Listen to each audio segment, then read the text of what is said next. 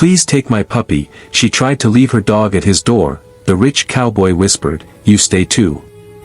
Rain fell like a confession from the sky, relentless and honest, as Lila stood on the edge of the wide wooden porch.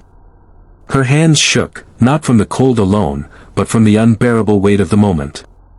The wicker basket at her feet was lined with a thin blanket, barely enough to keep the tiny puppy inside warm. The little dog looked up at her with trusting eyes, his tail thumping softly, unaware that this goodbye might be forever. She lifted her hand and knocked. The door opened to reveal Ethan Cole, a man known across the county as the rich cowboy, the kind who owned more land than most people could imagine and carried himself with quiet authority. His ranch stretched for miles, his barns were full, and his name alone commanded respect. Yet as he stood there in the glow of warm lamplight, he looked more tired than powerful. Yes, he asked. Lila swallowed hard. Please, please take my puppy. The words broke free before she could stop them. She knelt quickly, pushing the basket forward as rain soaked through her thin dress. I can't keep him. But you can. You have everything he needs. Ethan looked down at the basket. The puppy yawned, then whimpered softly. Ethan's heart clenched in a way he didn't expect. People asked him for money all the time.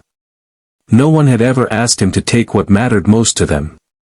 Miss, he said gently, why don't you come inside? She shook her head, already standing. I shouldn't. I just needed him to be safe. She turned to leave, boots sinking into the mud. You stay too. The words escaped Ethan before he had time to think. Lila froze. Slowly, she turned back. What did you say? You're not leaving out there, he said, stepping fully onto the porch.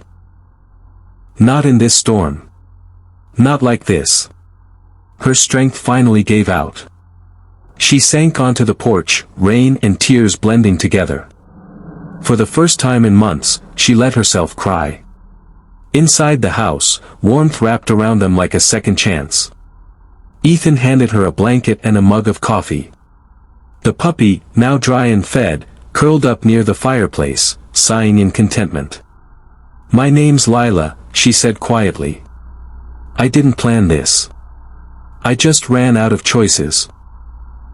Ethan listened as she told her story. How her husband had died suddenly. How the medical bills swallowed their savings. How the farm was lost piece by piece until all she had left was a dog she loved too much to let suffer.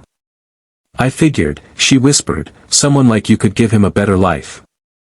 Even if I don't get one. Ethan felt something shift deep inside him. For years, he'd believed success was about strength and self-reliance. But looking at Lila, he saw courage of a different kind. The courage to let go for the sake of love. You're wrong, he said. You both deserve better. Lila stayed that night. Then another. And another. She helped around the ranch, not out of obligation, but because it gave her purpose. She had a natural way with animals, a quiet patience that soothed even the most stubborn horse. The puppy, who Ethan jokingly named Chance, followed her everywhere, his tail wagging like he knew something good had happened. Slowly, the ranch changed. So did Ethan. The house no longer felt hollow. Meals were shared. Laughter returned. Even the ranch hands noticed it, their boss wasn't just wealthy anymore, he was present. Then came the offer. A developer wanted to buy a massive portion of Ethan's land for luxury housing. The money was staggering. Enough to secure generations of comfort. But the deal would force several small families off the land they rented, including Lila, who had begun rebuilding her life there. That night, Ethan sat alone on the porch, contract in hand, rain echoing that first storm. Lila joined him, sensing the weight in the air. You don't have to explain, she said softly. I know what this land is worth. He looked at her, then toward the fields where Chance chased fireflies. I used to think having more meant being successful, Ethan said. But I was wrong. The next morning, he declined the offer. Instead, he invested in people. He helped families buy their land. He offered Lila a permanent role on the ranch, not as charity, but as an equal partner. A place to belong. Years later, folks still talked about the night a woman tried to leave her puppy at a rich man's door. But those who really understood knew the truth. That night wasn't about giving something away. It was about being seen.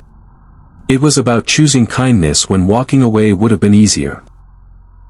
And sometimes, when you open your door to help one small soul, you end up changing many lives, especially your own.